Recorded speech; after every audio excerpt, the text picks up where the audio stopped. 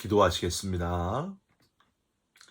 새로운 날 첫 시간 예배의 자리로 불러주신 것을 감사드립니다.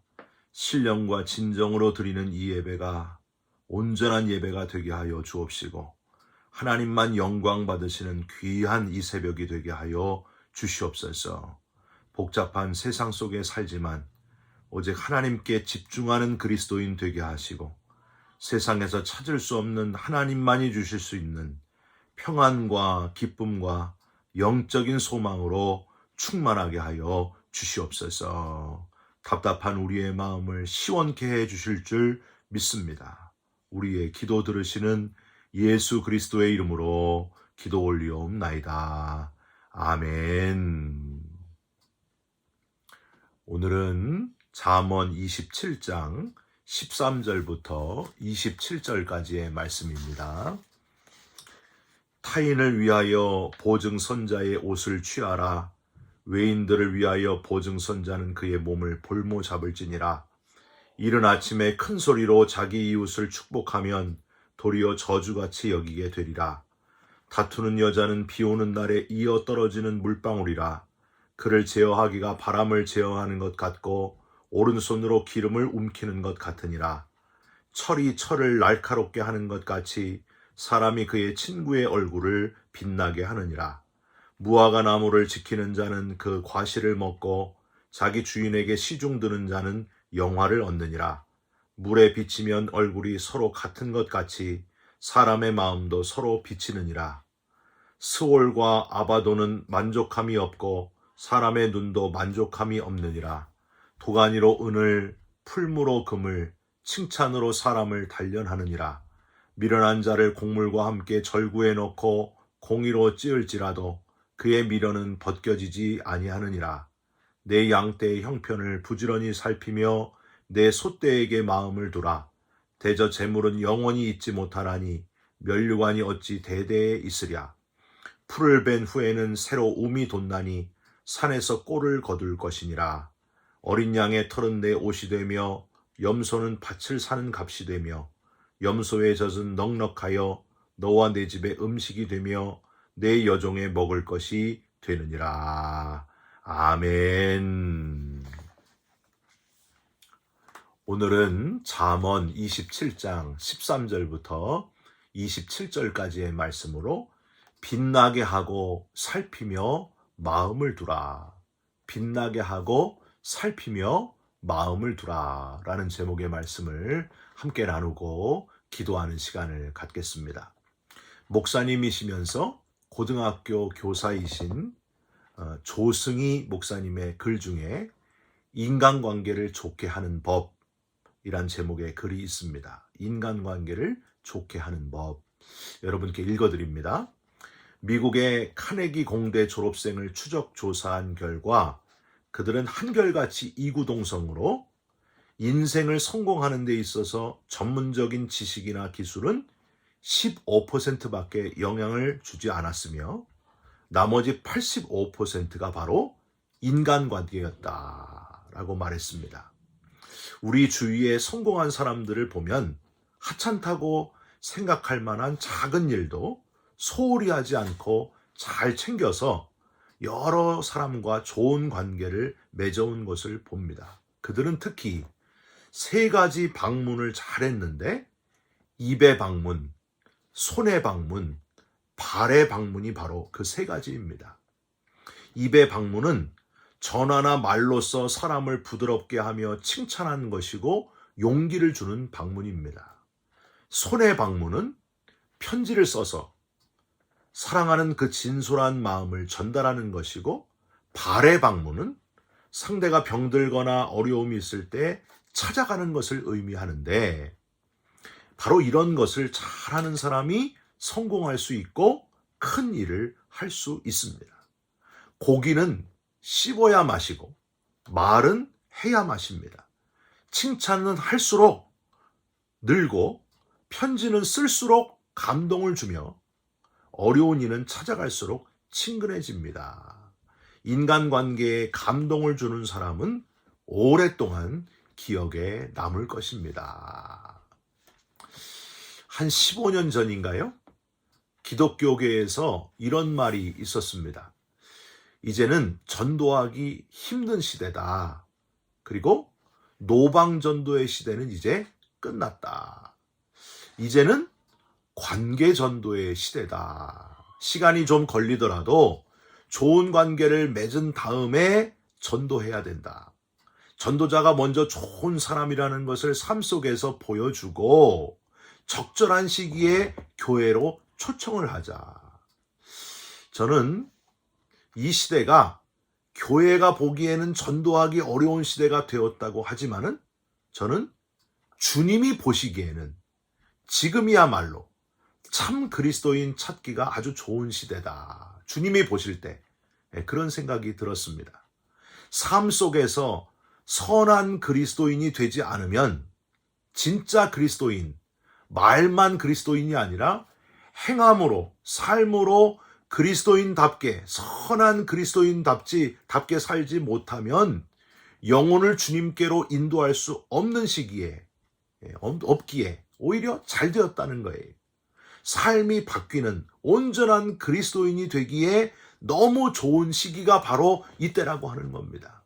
여러분, 진짜 삶 속에서 참 그리스도인, 행함이 있는 그리스도인, 좋은 행함, 선한 행함으로 세상 사람들이 보기에도 저 사람은 정말 예수님 닮은 사람이다. 이렇게 칭송을 받는 저와 여러분들이 됐으면 좋겠습니다.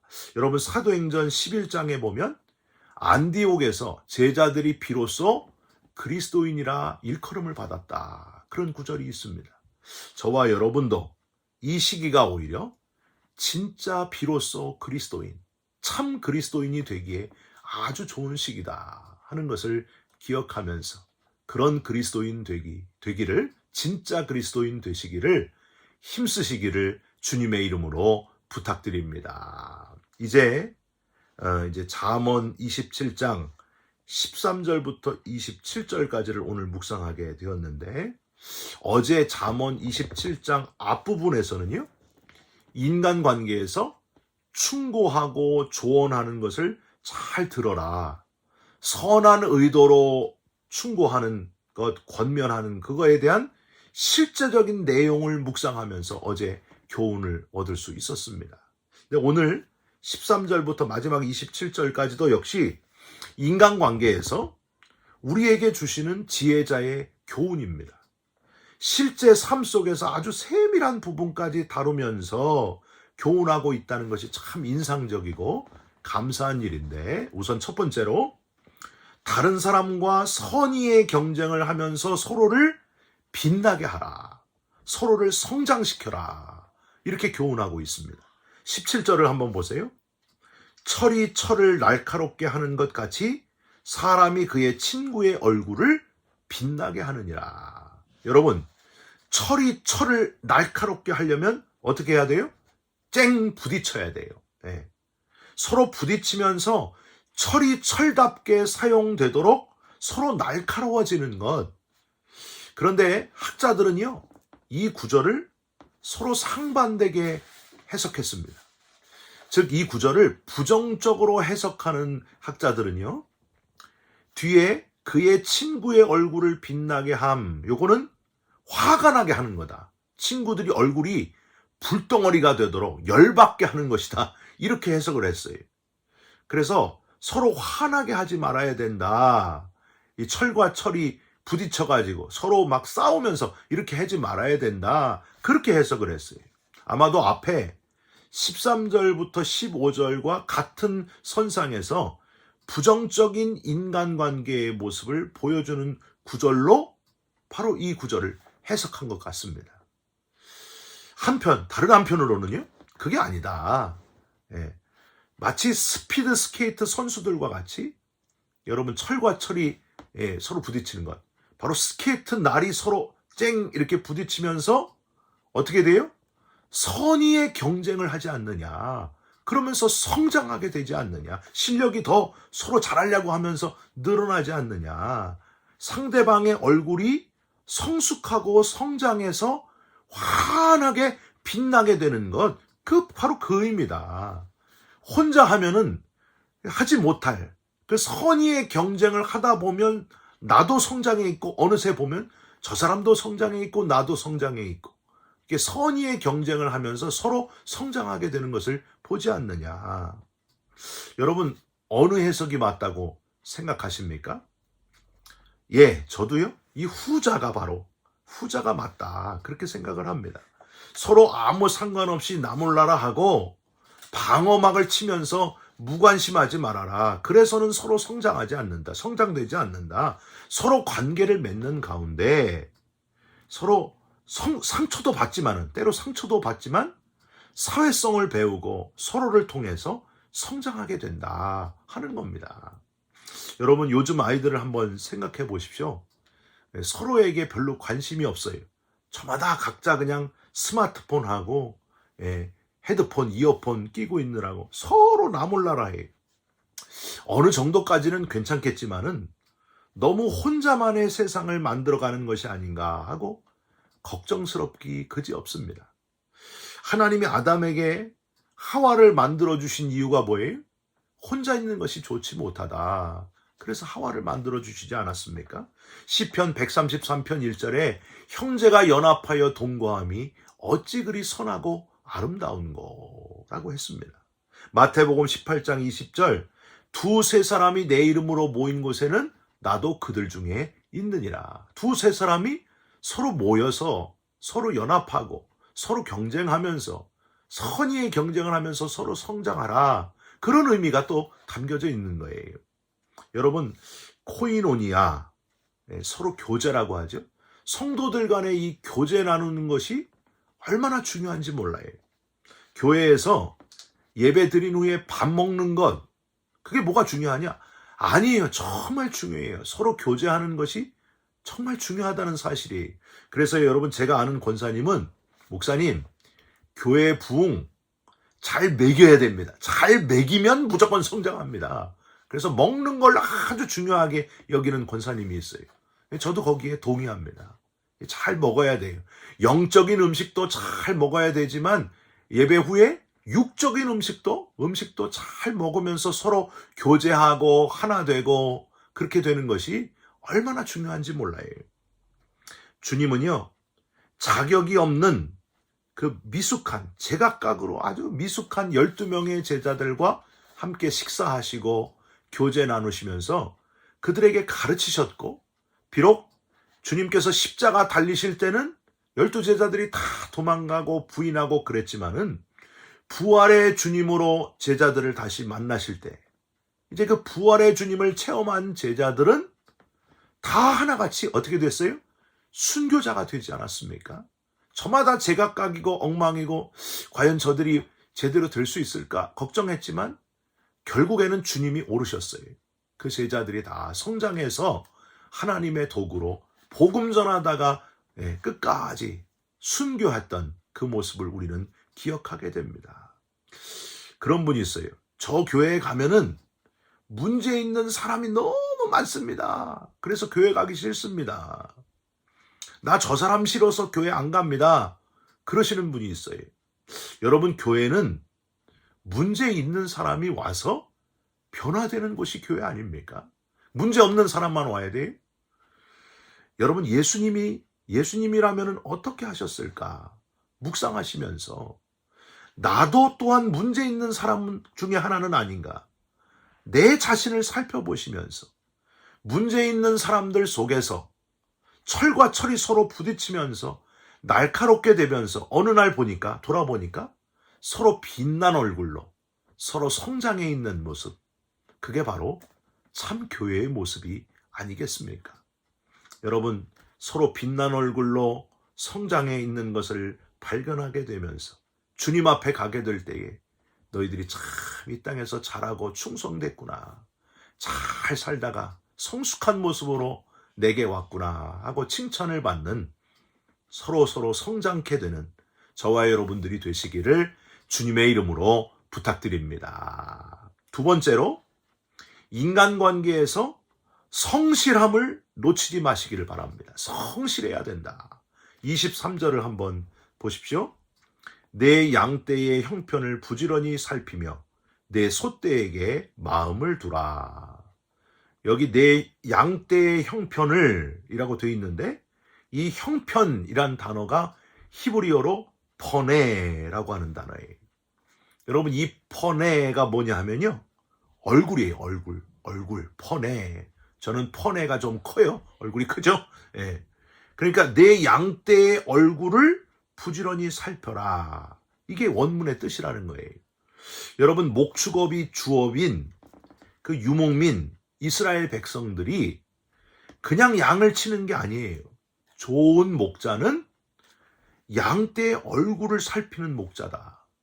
그 양들 수백 수천 마리의 양들 얼굴 하나하나 그 다른 거 우리가 볼 땐 다 똑같은데 그 하나하나 다른 것을 다 파악한다는 거예요. 관심이 있고 사랑이 있기 때문에 그렇습니다. 그래서 그들에게 이름을 지어줄 뿐만이 아니라 그들의 얼굴 표정을 살피고 얼굴을 잘 살펴보면서 어디가 아픈지 또 기쁜지 뭘 원하는지 이걸 다 살피면서 아는 목자가 진짜 목자라고 하는 거예요. 그게 바로 부지런히 양떼를 부지런히 살피는 좋은 목자의 모습이다 하는 겁니다. 저는요, 이제 두 번째로 이 단독 목회를 시작을 하면서 진짜 좋은 목사님은 누굴까? 진짜 좋은 목자는 어떤 목자일까? 본격적으로 그걸 묵상하게 되었습니다. 어릴 때부터 많은 목사님을 이제 보아오고 부목사로 오랫동안 또 섬겨오고 그랬는데 그러면서 진짜 좋은 목사님, 참 좋은 목자는 바로 이거구나 하는 결론이 들었어요. 그게 뭐냐면 진짜 좋은 목사님은 모든 관심이 성도들 얼굴에 있는 목사님이다 하는 거예요. 성도들 사랑하는 목사님이다. 성도들 한 사람 한 사람에게 정말 관심을 가진 목사님이 진짜 목사님이다. 목사님들 중에는요, 공부도 많이 하시고, 책도 잘 쓰시고, 매스컴에서 막 유명하시고, 교단의 무슨 수장이시고, 뭐, 이런저런 다른 많은 그런 업적을 가지신 분들이 참 많아요. 근데 그런 것보다 더 중요한 게 뭐냐 하면 성도들의 얼굴에 관심이 있어야 된다는 거예요. 성도들의 얼굴, 그들이 아픈지, 그들이 뭐가 지금 가장 힘든지 거기에 집중하는 목사님이 진짜 목사님이다. 저는 그런 결론이 들었어요. 여러분 들으신 분도 있겠지만은요, 또 말씀드립니다.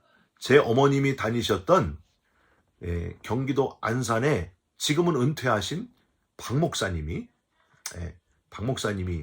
그런 분이셨어요. 진짜 목사님. 아무리 돌아봐도 그분만한 분이 없어요. 그분을 너무너무 닮고 싶어요. 교회가 그렇게 컸는데도 교단 정치 무슨 감투 이런 거에는 하나도 관심이 없으셨어요. 오직 그 박 목사님이 관심 가진 거는 성도들에게 다 관심이 집중되어 있으셨습니다. 그래서 목사님 큰딸 결혼하는 것도 안산에 있는 성도들이, 경기도 안산에 있는 성도들이 가난한 성도들이 너무 많았거든요. 그래서 그 성도들에게 부담 주기 싫어서 목사님 큰딸 결혼하는 거를 숨기셨어요. 그 딸에게 청첩장도 찍지 말아라 그렇게 하셨습니다. 제가 그 따님하고 아주 잘 알아요. 그래서 진짜 그랬다 그러시더라고요. 너무너무 섭섭했대요. 아빠에게 너무 섭섭했대요. 여러분 그렇게 딸 결혼도 그렇게 몰래 하게 하시면서 참 너무너무 존경스러운 목사님. 저희 어머님이 그 박 목사님을 보시면서 저에게 말씀하시잖아요. 말씀하셨어요. 아들, 너도 그렇게 할 수 있겠냐? 네 딸 유빈이가 나중에 커가지고 결혼할 때가 되면은 너도 박 목사님처럼 그렇게 성도들 부담 갖지 말라고 숨길 수 있겠느냐? 그래서 제가 어머님께 답을 했어요. 저는 박 목사님이 아닙니다. 저는 절대 그렇게 못합니다. 동네방네 다 얘기하고 다닐 겁니다. 그랬더니 저희 어머님이 아직도 멀었구나. 진짜 목사님 되려면은 시간 많이 걸리겠구나. 아들, 진짜 목사님 되려면 정신 차려라. 정신 차려라. 그렇게 말씀하셨습니다. 여러분 제가 정신 차리도록 기도해 주시기를 부탁드립니다. 모든 관심이 성도들의 얼굴에 있는 진짜 목사님 되도록 정말 중보기도해 주시기를 주님의 이름으로 부탁드립니다. 다시 23절 뒤에 한번 보세요. 그 다음 문장, 내 소떼에게 마음을 두라. 내가 맡은 소떼, 목자로서 자기가 맡은 일에 충성하라. 그런 메시지예요. 그게 바로 인간관계에서 중요하다는 거예요. 인간관계 그러면 다른 사람하고의 관계만 생각하는데 내가 내 맡은 일을 먼저 성실하게 잘 감당하고 있어야 된다. 바로 그 메시지예요. 내가 지금 하고 있는 일, 주 업무, 소떼에게 마음을 두는 것을 절대 놓치지 말아라. 우선 자기 앞가림을 똑바로 해라. 바로 그 교훈입니다. 내가 무슨 일을 하든지 목사님만 성직이 아니에요. 성도들 한 사람 한 사람 하나님이 주신 달란트를 가지고 내게 맡겨진 일, 천직, 그게 바로 성직 아닙니까? 하나님이 맡겨준 일을 최선을 다해서 감당하는 것, 거룩하게 감당하는 것, 그게 바로 성직이에요. 여러분, 그 최고의 작가인 셰익스피어가 어느 날 런던의 한 식당에서 식사를 하고 있었어요. 사람들이 셰익스피어를 발견하고 막 존경하는 얼굴로 쳐다보고, 선생님과 이렇게 한 식당에서 밥을 먹을 수 있는 것만도 너무너무 행복합니다. 막 이러면서 존경의 얼굴을, 존경의 눈빛을 쫙 보내는 거예요. 그런데 거기 식당에서 빗질을 하는, 청소하는 직원이 이 모습을 이렇게 살펴보다가 이 빗자루를 확 내던져 버렸어요. 그리고 저 구석에 가가지고 한숨을 푹 쉬는 거예요. 셰익스피어가 이거를 발견하고서 그 직원에게 다가옵니다. 아니, 자네 왜 빗자루를 그렇게 내던졌는가? 그랬더니 이 청년이 대답을 해요. 이 직원이, 아이고 선생님 죄송합니다. 제 무례를 용서하십시오. 다름이 아니라 선생님은 위대한 작품을 써가지고 많은 사람들이 존경을 하는데 저는 고작해서 이 바닥이나 청소하고 있으니 제 신세가 너무 한탄스러워서, 제가 너무 부끄러워서, 제가 너무 싫어서 이렇게 빗자루를 내던지고 그렇게 있는 겁니다. 너무 제가 한심스럽습니다. 그랬더니 이 셰익스피어가 그 청년의 어깨를 딱 쓰다듬으면서 이렇게 말했습니다. 그렇지 않네. 자네가 큰 오해를 하고 있어. 자네와 나는 같은 일을 하고 있다네. 나는 펜으로 하나님이 지으신 우주의 한 부분을 표현을 하고 있고, 자네는 지금 하나님이 지으신 우주의 한 부분을 아름답게 빗자루로 깨끗이 청소하고 있지 않은가. 따지고 보면은 결국 우리는 같은 하나님의 일을 하고 있는 것이라네. 안 그런가? 여러분, 어떤 일을 하고 계시든지 자기가 맡은 일에 마음을 두며 집중을 하면서 하나님의 일을 끝까지 잘 감당하는 성실한 그리스도인이 되시기를 주님의 이름으로 부탁드립니다. 그게 바로 인간관계를 잘하는 거예요. 지혜자의 권면을 따르는 행동입니다. 여러분, 예수님이 바로 그런 분이셨어요. 제자들을 훈련시키시면서 성장시키시는 분이셨고, 끝까지 성실하게 마지막 십자가를 지고 십자가에 달리셔서 우리를 구원하시는 그 일을 완성하신 분이 바로 성실하신 분이 예수 그리스도이셨습니다. 여러분, 예수님을 깊이 묵상하시면서 저와 여러분도 예수님처럼 다른 사람을 빛나게 하면서 서로를 살피면서 자기 일에 최선을 다하는 성실한 그런 그리스도인으로, 진짜 그리스도인으로 살아가시기를 주님의 이름으로 축원드립니다. 기도하겠습니다. 하나님, 서로 부딪혀서 상처도 입지만 선의의 경쟁을 하며 점점 더 성장해가는 우리 모두가 되게 하여 주시옵소서. 성실하게 하시고 서로를 살피며 끝까지 내게 맡겨진 일을 성직으로 끝까지 잘 감당하는 성실한 그리스도인 되게 하여 주시옵소서. 예수 그리스도의 이름으로 기도 올리옵나이다. 아멘. 하늘에 계신 우리 아버지여, 이름이 거룩히 여김을 받으시오며 나라가 임하시오며 뜻이 하늘에서 이루어진 것 같이 땅에서도 이루어지이다. 오늘 우리에게 일용할 양식을 주시옵고 우리가 우리에게 죄진 자를 사하여 준 것 같이 우리 죄를 사하여 주시옵고 우리를 시험에 들게 하지 마시옵고 다만 악에서 구하시옵소서.